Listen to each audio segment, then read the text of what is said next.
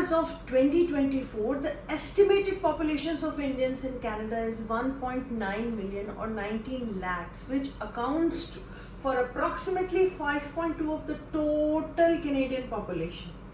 In addition, according to data released by Immigrations and Refugees and Citizenship Canada (IRCC), at the end of 2020, 226,450 Indian students were holding valid study permits, which is another record-breaking high. The annual report on immigration 2022 says that 127,000 people from India were admitted as permanent residents. In 2022, that's highest of any country. So according to the Statistics Canada 2021 reports, Indians account for 18.6% of the total population of people who immigrated to Canada between 2016 and 2021, numbering over 2.46 lakh Indians who immigrated to Canada during that period.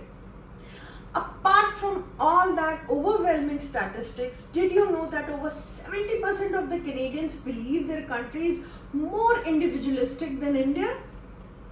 This might sound surprising, but it's just one of the many shocking cultural differences between India and Canada. So let's jump right in.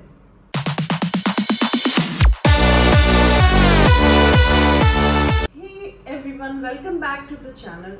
Today we are diving into the fascinating but realistic world of cultural contrast as we explore the differences between India and Canada. In a world that's becoming increasingly globalized club with the increasing size of Indian diaspora in Canada, understanding these cultural nuances is more important than ever. And lastly, the most important point, when we think about India and Canada, a lot of people might have different preconceived notions. For instance, many see India as a country that's all about community and family, while Canada often gets labeled as the land of freedom and individualism. But there's so much more beneath that surface. These misconceptions can lead to misunderstanding, especially for those who travel, immigrate, or interact across these cultures.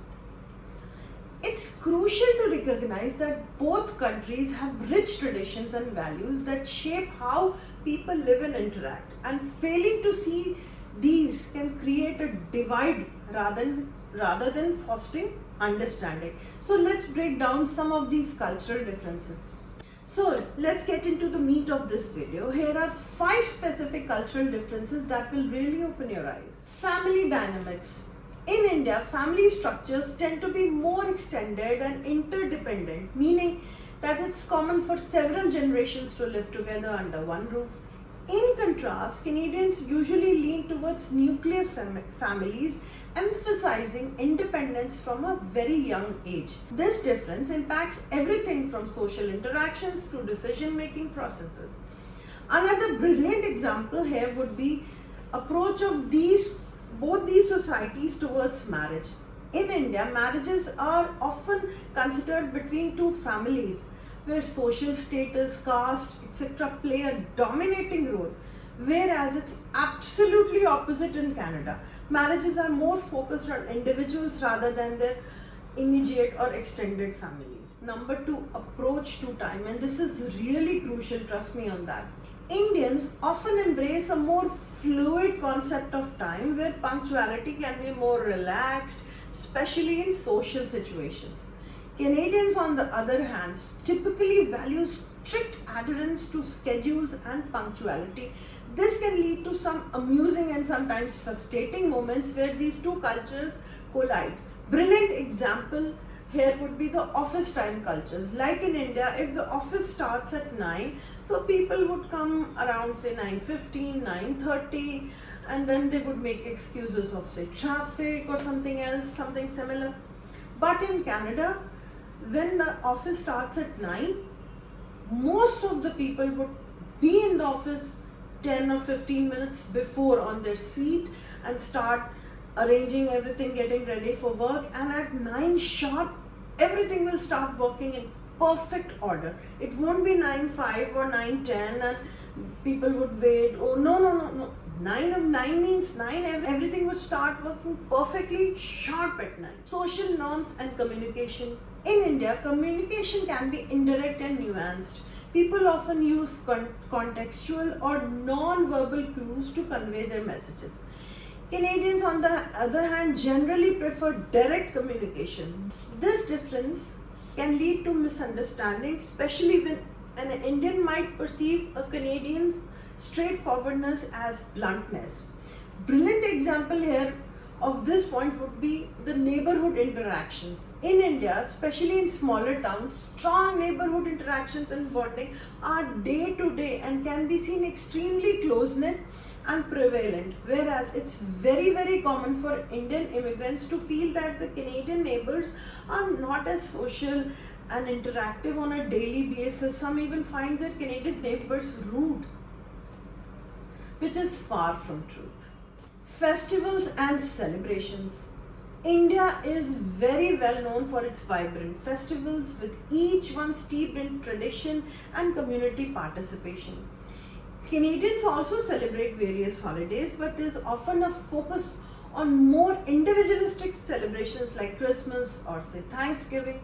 The communal aspect of Indian festivals can create a sense of belonging that's sometimes less pronounced in Canadian festivities. Culinary traditions. Food is big deal in both cultures, but the approach is totally different.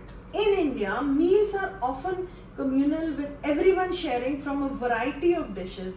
Meanwhile, Canadians may prefer individual servings, reflecting that independence we talked about earlier. This difference in dining can be a delightful experience or a cultural shock for immigrants or residents like local Canadians, who might find it very overbearing. Now for the most shocking difference, it's the concept of personal space. In Canada, people generally prefer a comfortable amount of personal space, often around and at arm's length during conversation. In contrast, in India, especially smaller towns, urban areas, rural communities, personal space can be much less defined. People might stand closer together, and this can feel overwhelming for someone from Canada. This cultural difference can lead to awkward situations, especially when meeting new people. It's a clear reminder of how our backgrounds shape our perceptions of comfort and intimacy. So we've often explored some pretty basic but eye-opening cultural differences between India and Canada today. From family dynamics to personal space, understanding these contrasts help us appreciate the richness of each culture. Embracing these differences is the key to fostering better cross-cultural relationships or how to navigating yourself here in Canada. I want to hear from you. What cultural differences have you encountered? Drop your thoughts in the comments below, share your experiences, and if you've enjoyed this video, don't forget to hit the subscribe button for more content on cultural insights. Thanks for watching and see you in the next one.